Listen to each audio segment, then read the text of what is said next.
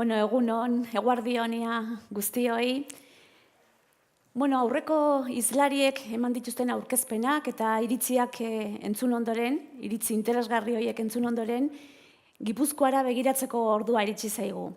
Nire aurkezpenean, Gipuzkoak gaur egun dituen estrategi ekonomiko horiei aurre egiteko gure estrategia esplikatuko dizuet, azalduko dizuet. Hasteko, testuinguru sozioekonomiko bat azalduko dut, batez ere kanpotik etorri diren hizlari hauek gure lurraldea kokatzeko. Bigarrenik, indarrean dauzkagun desafioiei erantzuteko gure ekonomia, estrategia, politikak azalduko dizkizuet, eta bukatzeko etorkizunari begira gure lurraldeak dituen aukerak, oportunitate, desafio, erronka horiei buruz hitz egingo dizuet. Egia esan, zuetako batzukin hitz egin dut goizean, eta esaten gendun, era batean esateko gehienok ari gerala arlo antzekoak edo berdintsuak lantzen. Ez da horrek, alde batetik poza ematen du, ondo goazen seinalea dalako uste degulako, eta hori delako bidea aurrera egiteko, ez? Esan bezala, testuinguru sozioekonomikoa Gipuzkoan gaur egun. Gure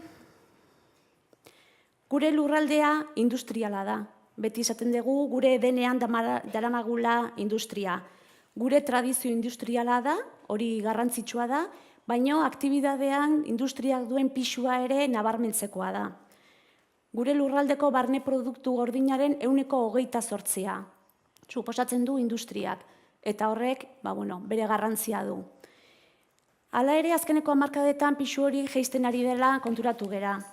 Izaera industrial hori lotuta, azpimarratu nahi dugu gure ekonomia ere irekia dela. Alde batetik, Europako gune estrategiko batean kokatuta gaudelako, eta bestetik, 80 hamarkada horretan gure enpresak kanpora ateratzen hasi zirelako. Eta horren lekuko ditugu datu batzuk, adibidez gure Gipuzkoako industriaren esportazioak 80% suposatzen dutela. Industriari lotuta beste datu bat, Gipuzkoa jakintza eta berrikuntzan oinarritutako ekosistema bat dela. Garapen ekonomikoa, industriala, lehiakortasun hori bultzatzeko ezinbestekoa. Estaten datuen arabera, ekonomiaren ikerketa, garapena eta berrikuntzak bideratzen dena, barne produktu gordinari begiratuta, 2,31 da. Estatuaren eta Europar Batasunaren portzentaioien gainetik jartzen gaitu.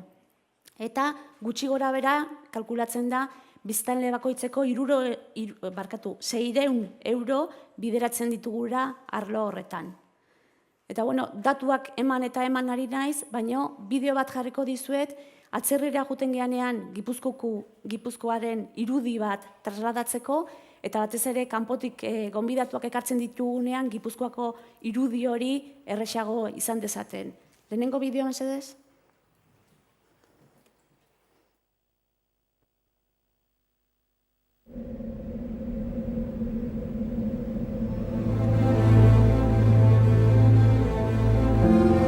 Gipuzkoa is located in a strategic area of Europe.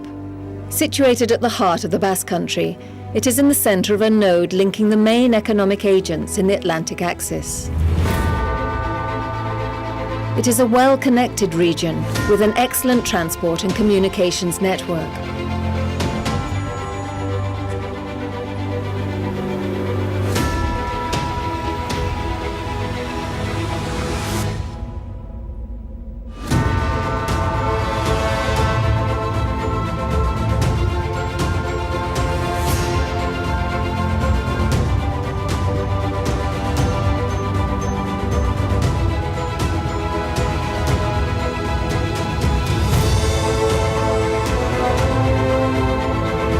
Gipuzkoa is a land with an industrial heart.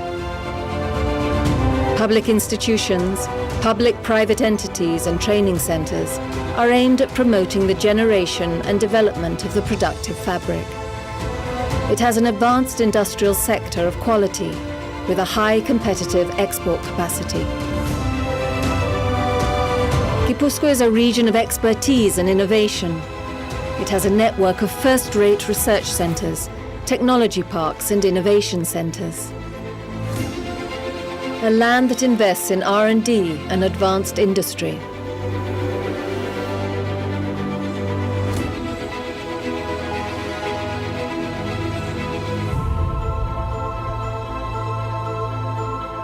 There is interaction between the generation and transfer of knowledge based on an internationally renowned science and technology network.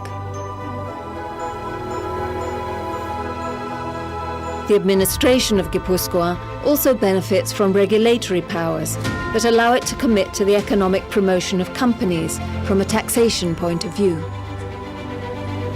It is a land of contrasts, where tradition and modernity complement each other and coexist in a society that looks out from Europe at the whole world.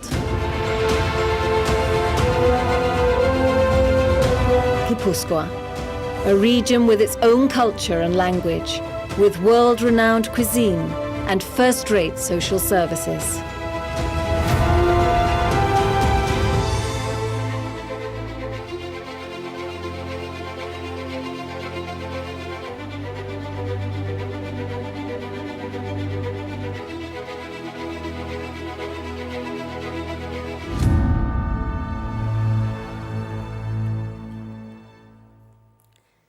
Es una radiografía de Guipúzcoa, pero que se queda incompleta si no mencionamos la grave crisis también industrial que hemos tenido que superar.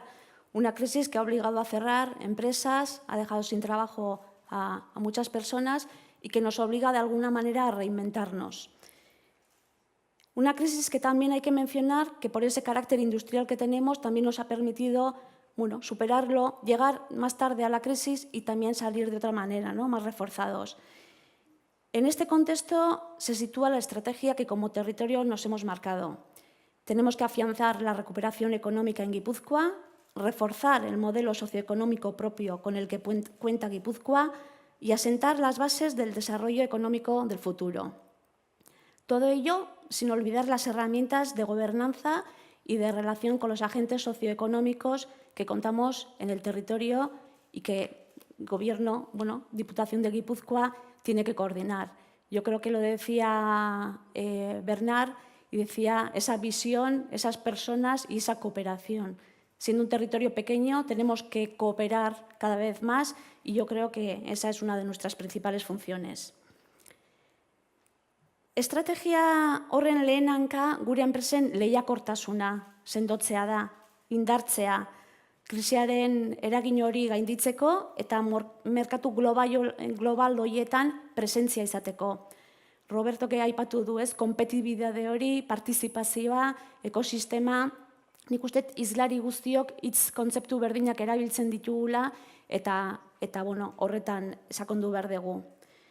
Gaur egungo desafio nagusi horiei aurre egiteko asmoz, Aldundiaren estrategia eraminta nagusia ekonomia suspertzeko plana da. 2015-2019 legealdirako 200 milioi euroz osatuta dagoen aurrekontu bada eta urtero 50 milioi zuzenduko ditugu estrategia honetara. Hoietatik 27 zuzentzen dira industriara eta lehen sektorera, turismora eta politika sozialetara geratzen dena. Enpresa eredu lehiakorrak bultzatu nahi ditugu. Benetan ikuste dut Gipuzkoan errotuta dagoen enpresa eredu bat dela, baina berriro ere indartu egin behar dugu. Presentzia globala duen enpresa eredu bat, berrikuntza, nazioartetzea, elkarlana indartuko duena, eta batez ere kalitatezko enplegua sortuko duena.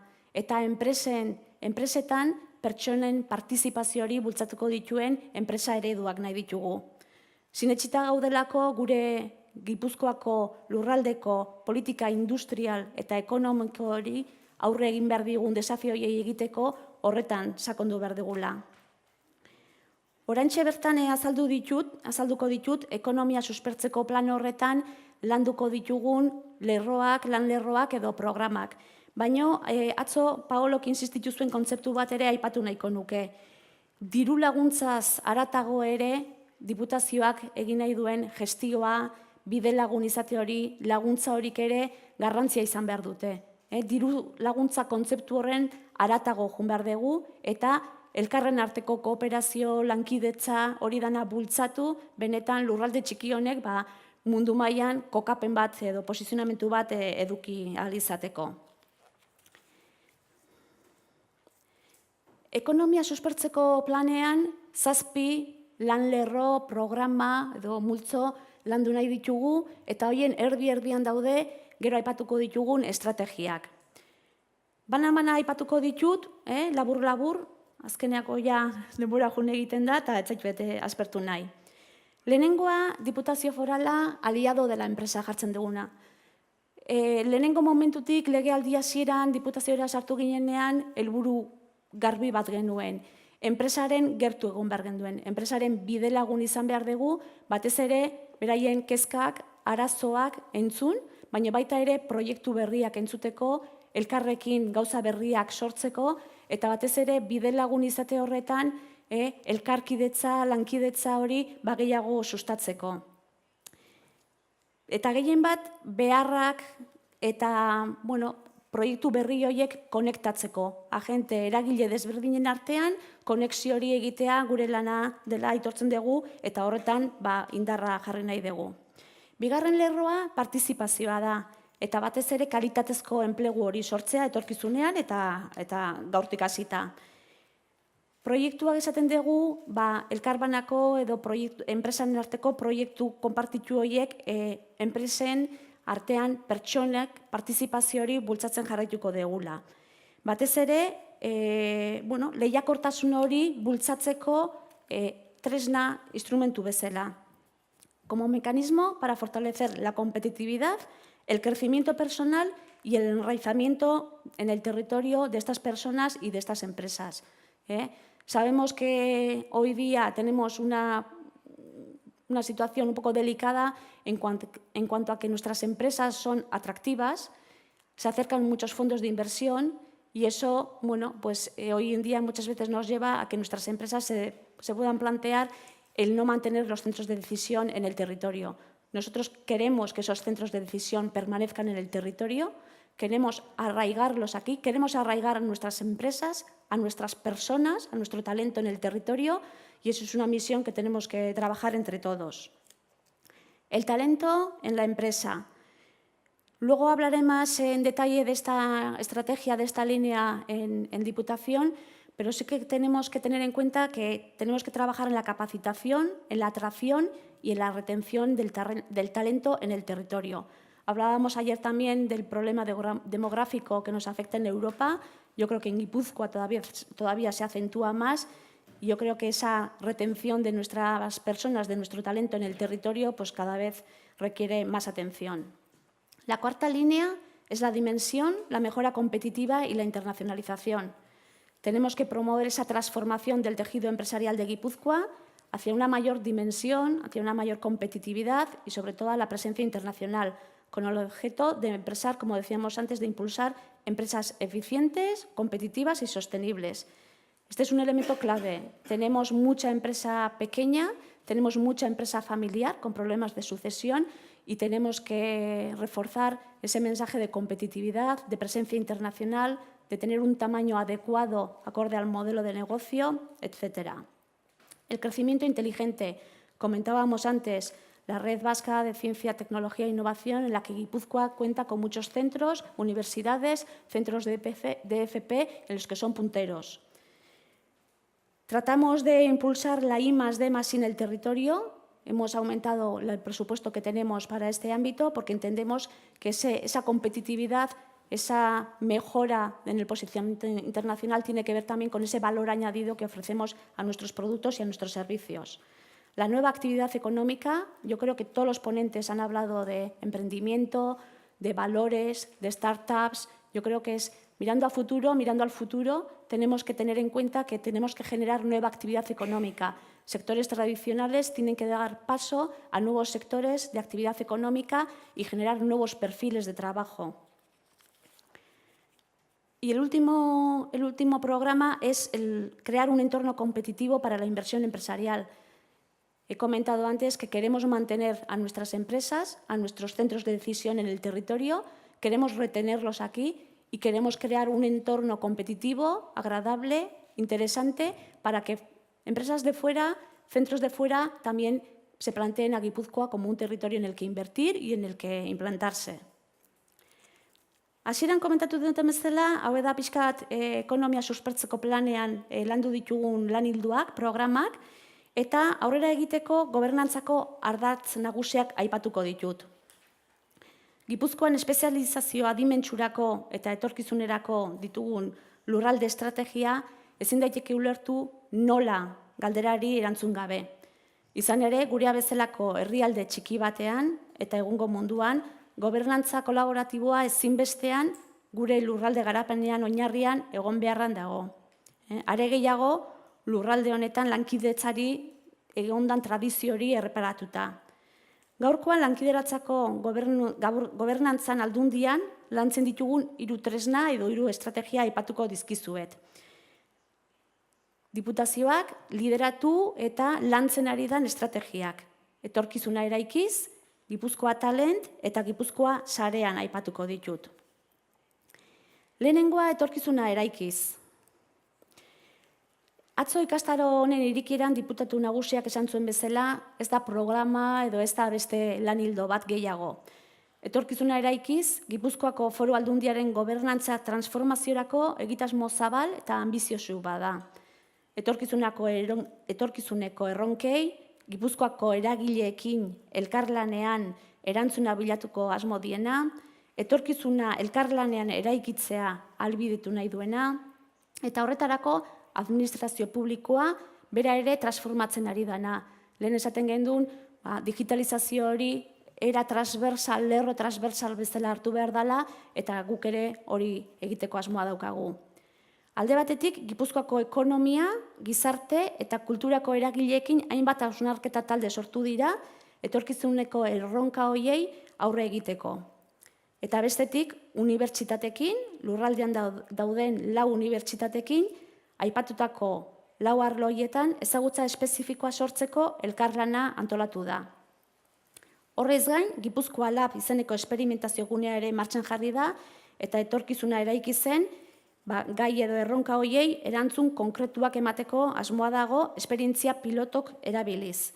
Horretarako lurraldean, enpresekin jarri dugu martxan lankidetza, elkarlanean, eta orain arte landu diren egitasmoak dira gehien bat langileen parte hartzea enpresetan, lan bizitza eta familian arteko erantzukizun partekatua, 3. sektorea sozial garapanaren ikuspegitik, eta ikusentzunezkoen laborategi berri bat. Eta hau guztia zertarako galdetuko duzue, etorkizuneko erronkei elkarrekin erantzuteko. Elkarrekin hori garrantzitsua da. Eta esperimentazioaren ostean, ondo atera diren esperimentazio edo piloto horiek gure politika publikoetara eramateko. Hau da, etorkizunerako dugun gobernantza sistema kolaboratiboa. Bigarren tresna, Gipuzkoa Sarean da. Hemen baditugu partaide batzuk, Gipuzkoa Sarean parte hartu dutenak eta prozesu guztia ezagutu dutenak. Lurraldearen barruko garapen lokal eta eskualderako elkarlanelako gobernantza hobetzeko tresna bada Gipuzkoa Sarean. Asko aipatu dugu, lokala, lurraldea, nik uste dut, lehen esan dugun bezala, ez kontzeptu berdinak errepikatzen ari direla eta garrantzia eman bertzaiela. Gipuzkoa Sarean ekimena 2009 jarri zen martxan, lurraldeko eragil desberdinekin. 3 legealdi desberdin pasatu ditu, esango nuke, eta nik uste dut programa bakarrenetakoa dara 3 legealdi irauten duena, ez? Lurraldeko eragile desberdinak elkarrekin konektatu, eta lehen esan dugun bezala, elkarrekin garapena eta lehiakortasuna bultzatzeko asmoa da. Urte hauetan guztietan, orkestrak lideratu duen prozesu bat da, eta maila desberdinetako eragileak parte hartu dute, eta behar desberdinak identifikatu dira eta mahai gainean jarri. Azken urteotan, 2013an geroztik, eskualde mailan eta eskualdetako garapen agentziekin eginda lana ekimen honetan.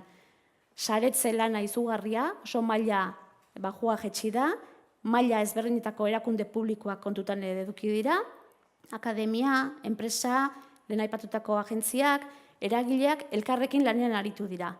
Eta horren emaitza izan da, orain dela hilabete sinatu duen hitzarmena.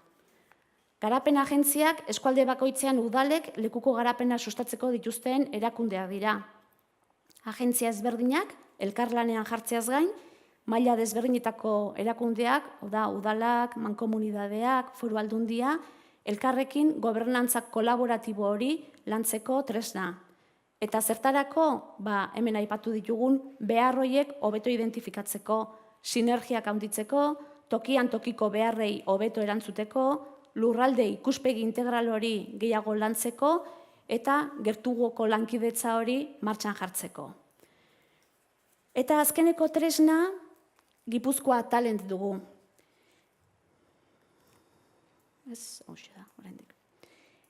Gipuzkoak lurralde gisa duen desafio nagusietakoa.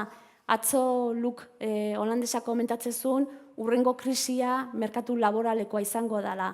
Perfil berriak, lanpostu berriak identifikatu behar ditugu, eta arazoa, demografiko arazo hori kontuten eukita, etorkizuneko erronka bada. Etorkizunekoa edo gaur egungoa, esango nuke.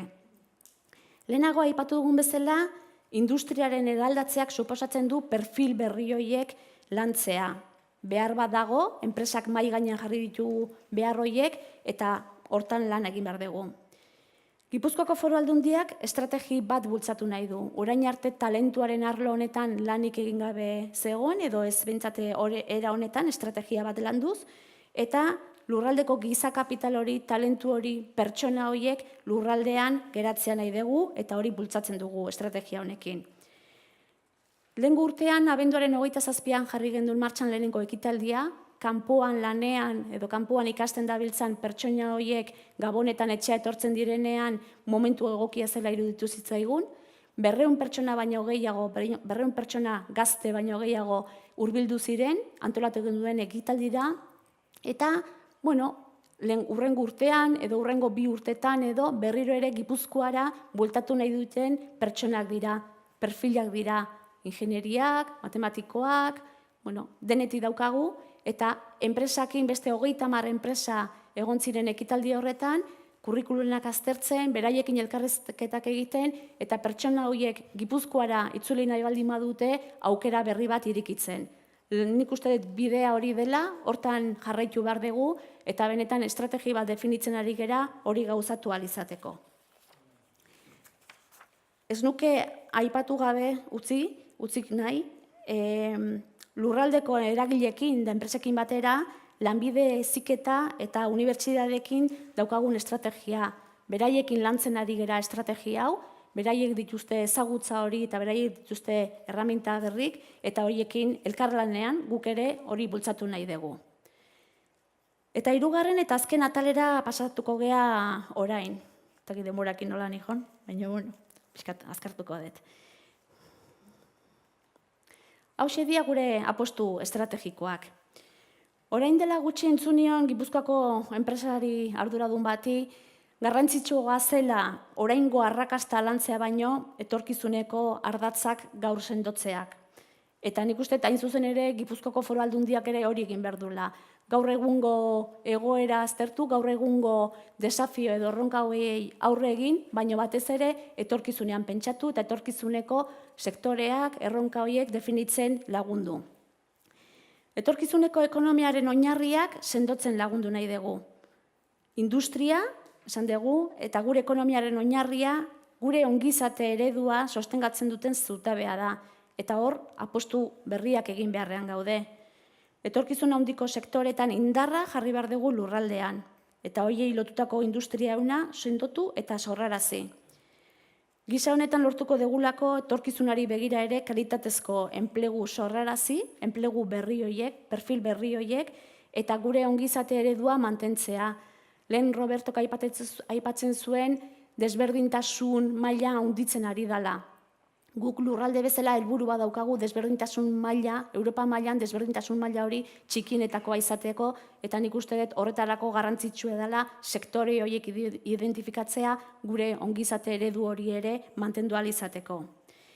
Eta atzo Kristofek aipatzen zituen etorkizuneko estrategiak, eta nik uste dut Upper Austriako kasua entzunda gureak oso alineatuta daudela. Fabrikazioa aurreratua da lehenengoa, eta hemen aipatu behar dugu martxan jarri degula dagoeneko Gipuzkoa 4.0 fabrikazio sarea, Alemania eta Belgika martxan dagoen esperientzioa da, eta egokia iruditu zitzaion gure lurraldera ekartzea. Martxan dauden esperientzi oso berritzaileek, exito edo arrakasta izan duten esperientzio horiek, enpresa txikiagoek ezagutzeko aukera eman behar dugu.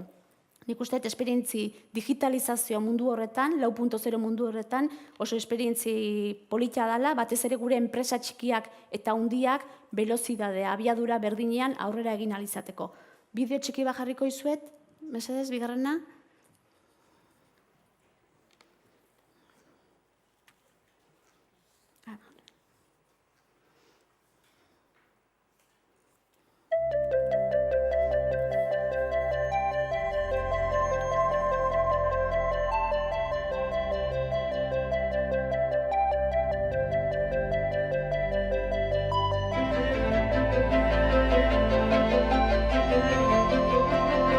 La industria es la base de nuestra economía desde hace décadas. Somos un territorio con un sector productivo muy arraigado. Cientos de pymes impulsan cada día la riqueza de Guipúzcoa, generando empleo para miles de personas. Empresas especializadas que exportan a todo el mundo. Hoy, las industrias avanzadas son el futuro de la transformación de nuestra economía. Y desde la Diputación Foral de Guipúzcoa, queremos impulsar ese avance hacia una fabricación más competitiva, innovadora, sostenible y eficiente. De este modo, conseguimos reactivar la economía y apoyar a las empresas del territorio. Nuestro propósito es que nadie se quede atrás, ninguna empresa, ninguna persona. Somos una sociedad solidaria. Por eso, hemos preparado un programa colaborativo pionero, Red Guipúzcoa 4.0 de fabricación avanzada. Un programa para dar a conocer y acercar a las pymes las experiencias de éxito de las empresas líderes guipuzcoanas en la producción industrial 4.0.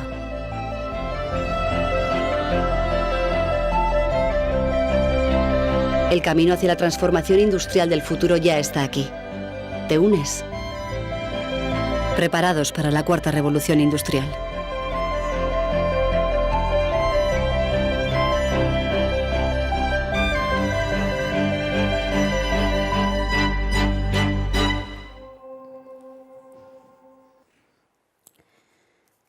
Lau 4.0 industria, konektibidadea, machine to machine deitzen dana, big data, hortan importantea da seguridadea. Ziberseguridadea ere kontutan eukitzea. Batez ere, gure industria, makina herramienta, hori dana kontutan eukitza, ziberseguridade zerbitzuak eskaini ahal izatea, geroz eta garrantzitsua da, eta kanpoan ja hasi dira zertifikazio bereziak eskatzen, ez?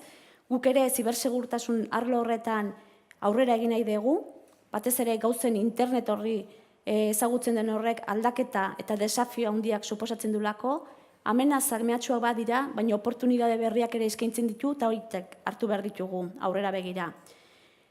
Zibersegurtasunaren zentroarekin aurrera jarraitzen dugu, bereziki industriara begira sortutako zentroa litzateke, eta zerbitzuak, formazioa, sensibilizazioa landuko dituen zentroa. Atzo diputatu nagusiak azaldu zuen bezala, erreferentziazko zentro hauen bitartez, enpresak, eragile desberdinak, elkarlanean arituko diren kooperazio, binkulo, zentro, kooperazio, lekuak sortu nahi ditugu.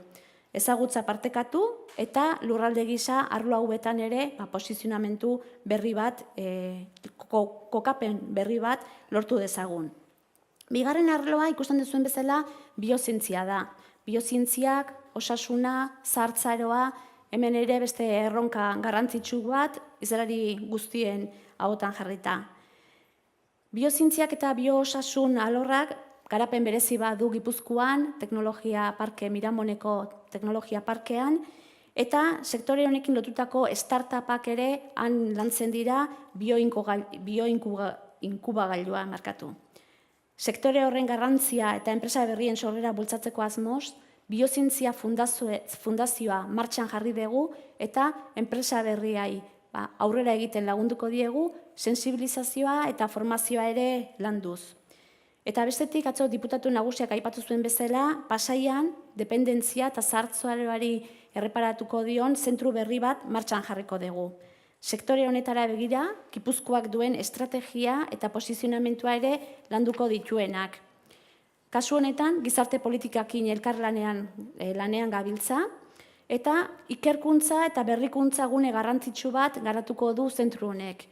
Laborategi bat, esperimentazio leku bat, pilotajea, ensaio klinikoak, leku horretan, laborategi horretan landuko dira, batez ere, dependentzia eta adin nagusiko pertsonei arreta lotutako dispositiboak, pilotoak, esperimentazio eta produktu desberdinak. Zentru honetatik abiatuz, Gipuzkoak alor honi lotutako hub edo zentru berezi bat sortzeko aukera dauka, eta Pasaia, Oarsoaldea eta Donosti aldea izango ditu kokapen nagusi. Eta gainera, sektore honi lotutako enpresa egitasmo berriak bultzatzeko, zentru honek balioko du. Pilotoiek testatu, esperimentatu eta ondorenen enpresa berriak lehen aipatu dugun bezala teknologi hori enpresara transferitzeko. Hirugarren arlo estrategikoa energia eta mugikortasuna da. Energiaren arlo honetan mugikortasuna garrantzitsua da, etorkizunera begira, eta hemen ere ez dizuet aipatu, baina apostu estrategiko guzti hauetan, azkenean Paolok aipatu dituen gure balorekatea aztertu dugu. Ezagutza zentruak ditugu, enpresak ditugu, eragile desberdinak ditugu, eta horiedanak elkarrekin lan egiteko espazio horiek sortu nahi ditugu. Energian ere bai, baditugu ezagutza lantzen duten zentru horiek, garrantzitsuak Europa mailan, ezagutza hori sortzen da, ezagutza hori enpresara trasladatu nahi dugu, transferentzia hori egin nahi dugu, eta horrekin batera, etorkizunerako sektore berri bat, startup berri horiek lantzen jun, eta langile berrien perfil hori berriek landu formazioa eta sensibilizazioa garatzeaz gain. Eremu honetan, garapen azkarra ikusten ari gera, eta Foru Aldundiak ere bere apostu egin nahi du energiaren arlo honetan. Udazkenean jarri gendun martxan, lan hildo bat, 40 enpresa eta eragile desberdinak parte hartu ditu tailer horietan, eta Gipuzkoak energian eta mugikortasunean izan beharreko estrategia diseinatzen ari gera ja dagoeneko. Estrategia honek edozein kasutan helburu garbi badauka. Gipuzkoa energia biltegiratze eta mugikortasun jasangarri horietan lotutako industria garapen bat sortzea. Mugikortasun elektrikoa aipatzen gendun, beste teknologia batzuk sortzen ari dira eta ezin ditugu atera utzi. Beraz, mugikortasun sostenible horretaz hitz egingo dugu. Eta horri lotutako enpresa berriak ere sortzen ari dira eta dagoeneko martxan laguntzak ditugu arlo hori esan bezala gehiago zaintzeko. Eta azkeneko gure apostu estrategikoa gastronomia da.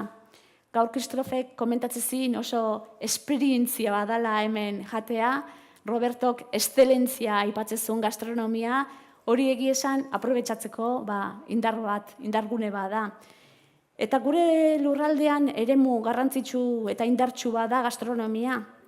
Badugu ezagutza eta formazioa lantzen duen gune garrantzitsu bat, Basque Culinary Center, eta talentuare badugu, hor dauzkagu gure Michelin izarrak, hor dauzkagu gure ikasle guztiak, eta hor dauzkagu gure etxeko handera, soziedade, eta hor daun ezagutza guzti hori dana.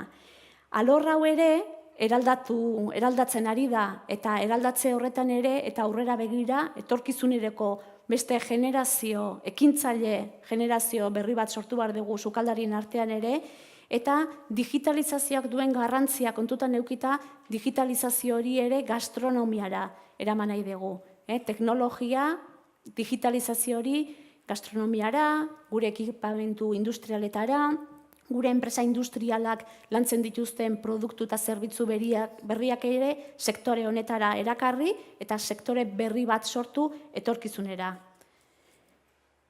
Eta bukatzeko, nik uste ja, azkeneko konklusiotxo batzuk. Creo que, en definitiva, la transformación de la industria y la aparición de nuevos paradigmas sociales y económicos plantea importantes desafíos también para Guipúzcoa. Pero ante las incertidumbres y las incógnitas que eso puede generar, creemos en la necesidad de tener que adelantarnos y trabajar el futuro desde ya. Ya lo estamos haciendo. en especial en aquellos sectores de gran potencial, en el que acumulamos conocimiento, en el que venimos trabajando y en el que entendemos que podemos generar nueva actividad económica y aportar, sobre todo, nuevos horizontes a nuestro tejido económico.